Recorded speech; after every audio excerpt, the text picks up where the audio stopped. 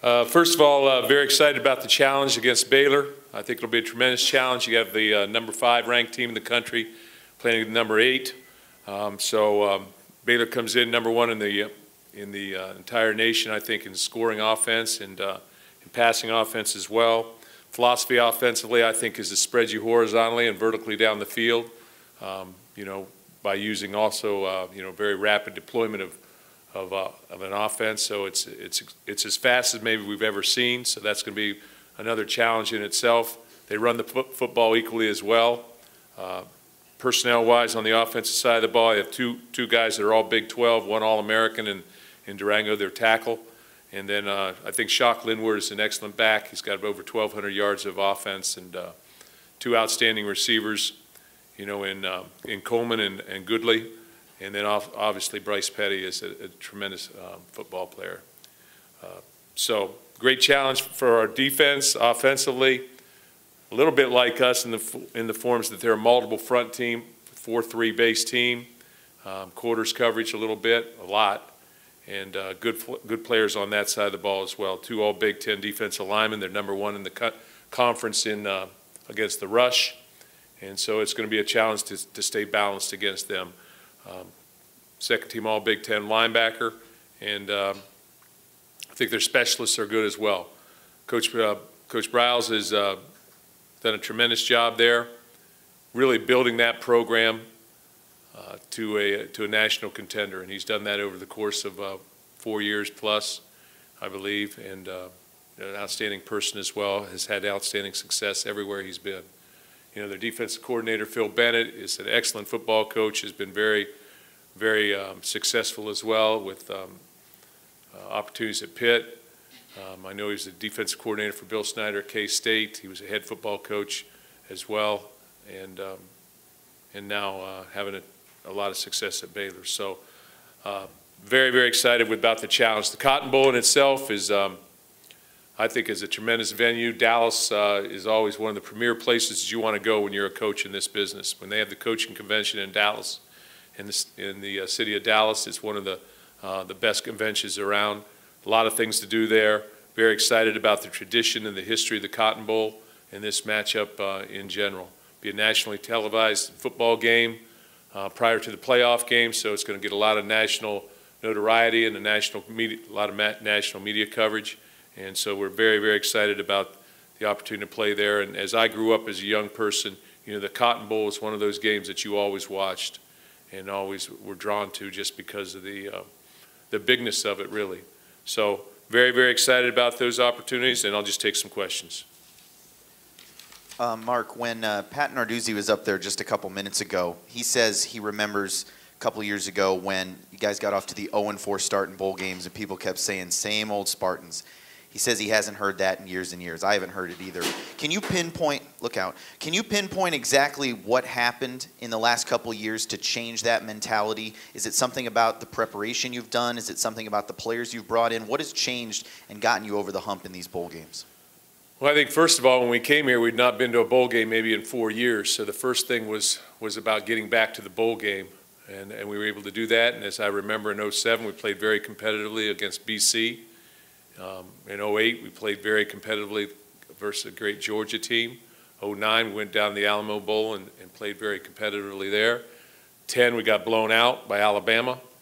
Did not play well enough. And then we started winning in 11 against Georgia again and 12 against TCU, and then 13 last year against Stanford. So we've really played 3 very good football teams, very well-coached teams these last 3 times out.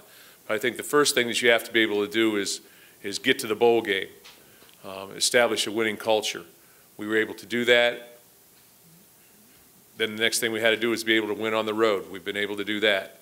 The third thing that had to come was winning these bowl games, and I think we've taken a different approach and change up our mentality or our schedules a little bit to try and fit and make us as successful as we possibly can. So I think that's what sort of happened. Our players believe in what we're doing.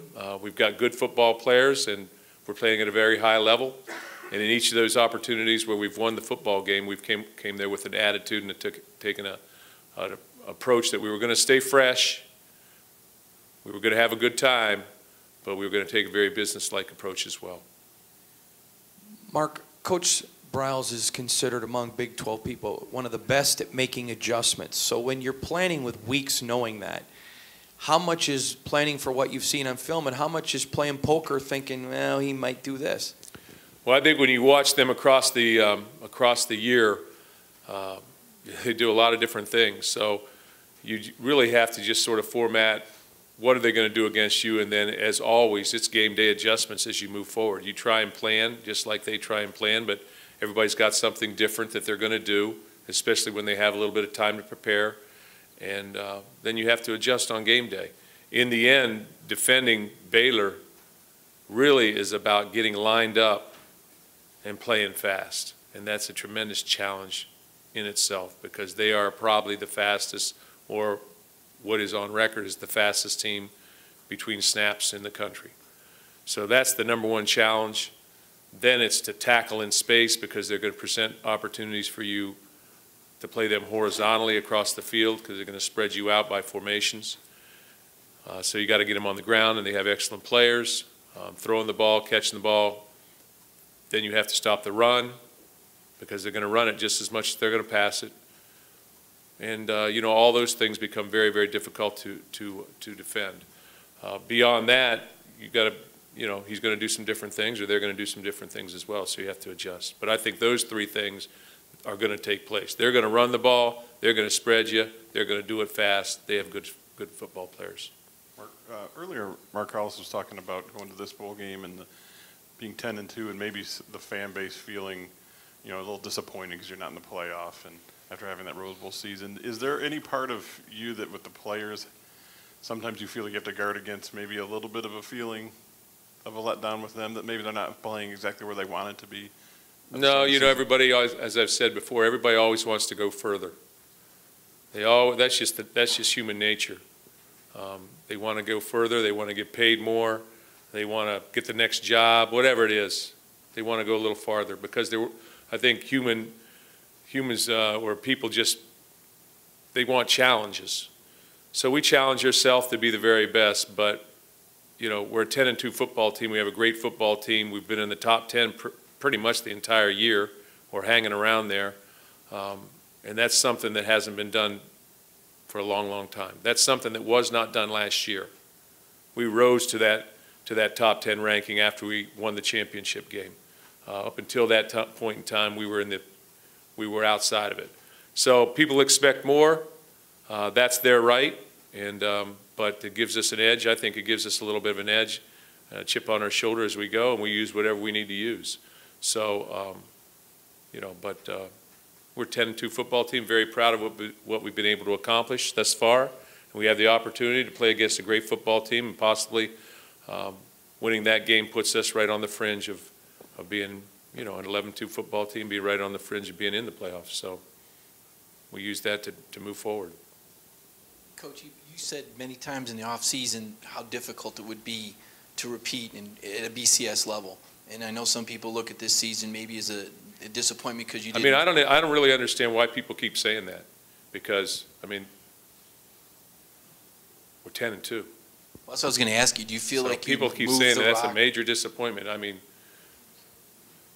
well, to finish the question, what I was going to ask is how much more difficult the challenge has been for this year's team because of what you came off versus last year. I don't want to say you snuck up on people, but this year there were higher expectations on this team, and you were the target for a lot of your opponents. Yeah, it was about handling success, as we've said over and over. But we've lost to two very good football teams, two teams that are in the playoffs. Oregon, week number 2, I believe, which has the Heisman Trophy winner by far, and an Ohio State team that came in here with something to prove, and played well, where we didn't measure up probably on one side of the ball as well as we've played. Doesn't mean that, however you want to throw that out, but we didn't play well enough to win. And after that, you know, I'd say that we handled our competition. You know, whether it's the last 3 games or whether it's the games before that. So you take away those 2 games and you just, you know, you play pretty well. But that's our record: 10 wins, 2 losses. Okay, which I think is the 5th time in the history of this program that we've won double digits. for the last 5 years, as I've said. So, you know, I'm very proud of our football team and our players and what they've been able to accomplish and the way we've responded and handled problems. And that is as big as anything. I was extremely proud of our football team in 2012 when we finished 7-6. I just want players doing the very best they can do and doing it with an attitude. Mark, I think Pat talked about the Cotton Bowl being the Big 12's Rose Bowl, more or less. Can you talk about having that Big 12 experience, what that Cotton Bowl means, and especially now that it's back into the New Year's Six rotation when it was out of it? It seemed like it lost a little bit of luster, but this is obviously the kind of matchup that does bring back some of that luster of the Cotton Bowl. Yeah, I think that, first of all, the Cotton Bowl, as I grew up, was always the Southwest Conference champion playing the Big 12 champion. That was the game.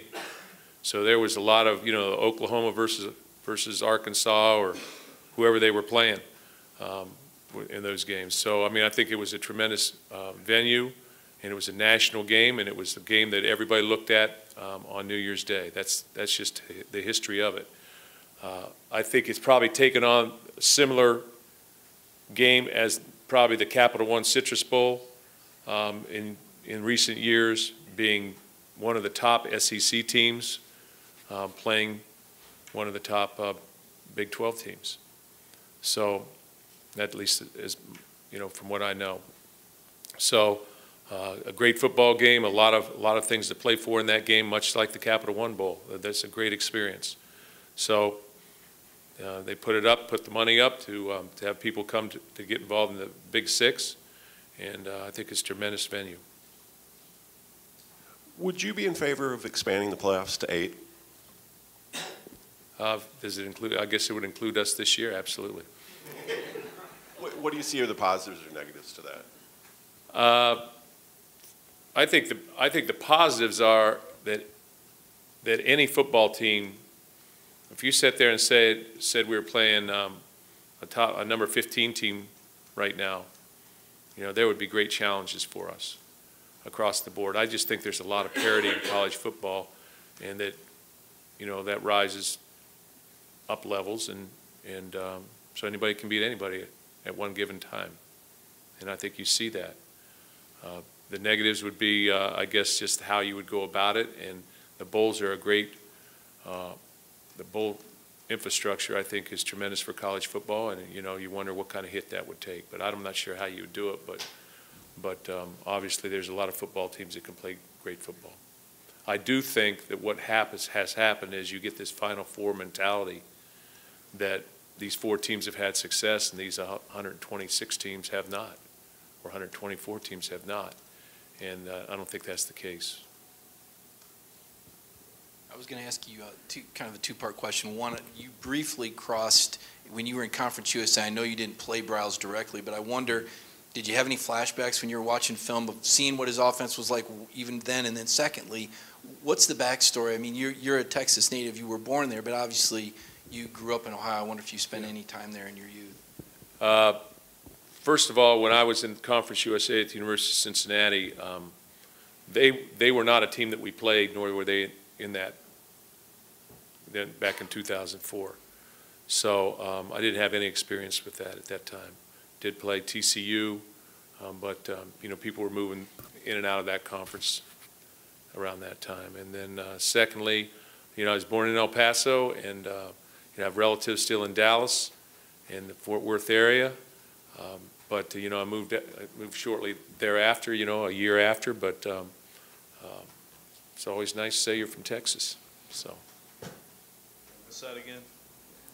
Or you mentioned earlier something about changing the preparation from bowl games. I wonder if you could expand on that. What you guys changed something from the Capital One to the Outback the following year, and then also Pat was talking earlier about, you know, prepping for this offense, the exhausting practice yesterday. Are you doing anything significantly different, or is it pretty much the same defensively to prep for that tempo, the Oregon versus now? You know, second question is, you know, we're trying to be innovative in terms of how we prepare, and I think that's all I can say about that right now at this point. We can talk about that maybe more after the game, whether it's successful or not successful, I guess. But trying to be innovative in that respect. We have had opportunities to play against no-huddle teams and fast-tempo teams, and we need to build on what we've already know about those things and go to a higher level, I think, a higher level of thinking to the best of our abilities. And then in terms of preparation, you know, I just feel like, you know, bowl games can wear you down a little bit because there's a lot going on. We've got to stay fresh. So the number one thing that we wanted to make sure that we did was make sure our guys got their rest, that we were going to give them opportunities to rest. They were going to get 8 hours minimum. They got to, you know, you got to have time to let them out because it's a bowl game, but they were going to get time to rest and hydrate and make sure that we were fresh on game day. Same things we do here, because I think over a period of a week's time that you can get worn down, and I think that's what we were doing. We were trying to practice a little bit earlier in the morning, so free up their afternoons, but they weren't using their afternoons, and so we changed that, and I think it helped us a little bit. But there's some other things that we did, just in terms of how we're looking at things, just small things. Yeah, yeah, that was a good one. Mark, you've been through this a few years now with Pat. Every time jobs come open, his name gets brought up. And how much do you, every time this happens, think this is the time I'm going to lose him? And how much do you pay attention to the dominoes that happen around college football? I don't pay that much attention. I mean, I look at them like all of you look at them, and I wonder what's going to happen. But I don't look at it and say, well, how's that going to impact us in terms of our staff? You know, when somebody is interested in our coaches, and people are going to be, and that's the nature of it. And when you're successful as a program, that's the nature of it. People want to say, well, how are they doing that at Michigan State? How's that happening there? What turned that? These guys must be responsible for that, and they are. And they want to hire people like that. And I think that's a good problem to have. I think that's a good problem, and you know, part of my job is to try and build opportunities for other people, whether it's players or whether it's coaches. So when those things happen, I think that's a positive for us. And in regards to Pat, you know, I think he's been up there and talked about quite a lot, and I've continually said it's going to happen at some point in time. And when that point in time happens, it's going to be right for him, and he's going to be prepared. And when that point in time happens, you know, we've had this happen enough for us that we'll be prepared. But up until that time, you know, it's status quo, and it's a good situation. Time for two more, guys.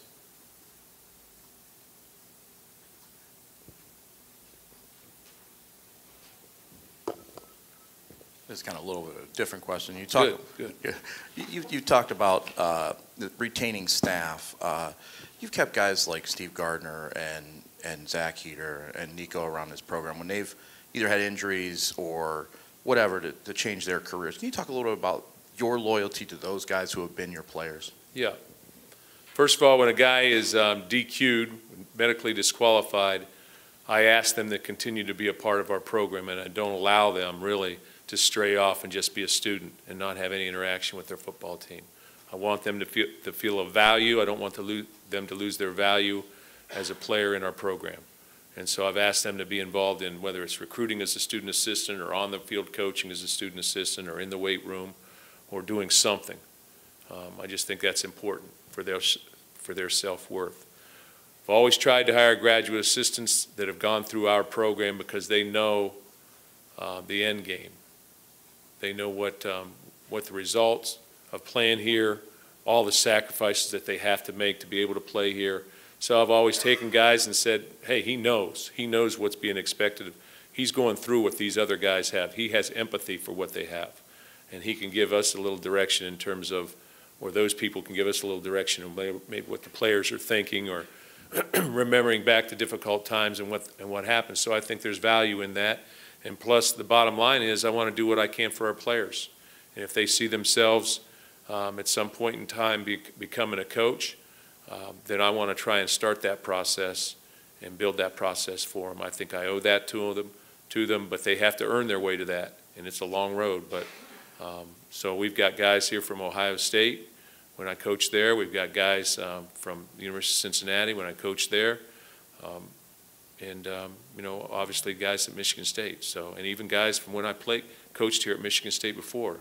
Guys like Lorenzo Guest have been hired. So I think it's a big positive. We have a lot of players that have sort of played their way through this program, come out the other end, and now they're leaders from a staff standpoint. Coach, just reviewing the season, looking at the schedule, playing Oregon, playing in Ohio State with J.T. Barrett, now playing Baylor, would you say this is the most challenging schedule that any of your teams here at Michigan State have played in terms of what you've been faced? Well, that's a tough statement because I'd have to remember back. But they're very, very good football teams, very explosive football teams, and their quarterback has made it happen, and they've been surrounded with good skill. All three of those teams have great skill that surround them as well, and play well on defense as well. Anything else for Coach? Next one with Chris. You touched a lot on the bowl games and the process of getting to winning bowl games, but how critical was winning that 2011 game and with Kirk? I mean, that was really what set forth this. Yeah, that was the first one, and we came off a very, very tough game in that, in the championship game versus Wisconsin, losing in the last, minute. So to be able to pick yourself back up and go play a Georgia team, which lost in the last minute versus Alabama, I believe, was a big challenge. So we were able to do that, and I think that it erased a lot of the feelings from that championship game. So that was number one, and that sort of paved the way, gave us belief in terms of what we're able to do, and we've been able to counter that with these other bowl games. And I think it's important to note that in every one of those bowl games we were behind, and we came back in those games to win. And so that's a positive for us. That's something that we can draw on and use as we move forward. But I think all bowl games puts an exclamation mark on the end of your season, one way or the other.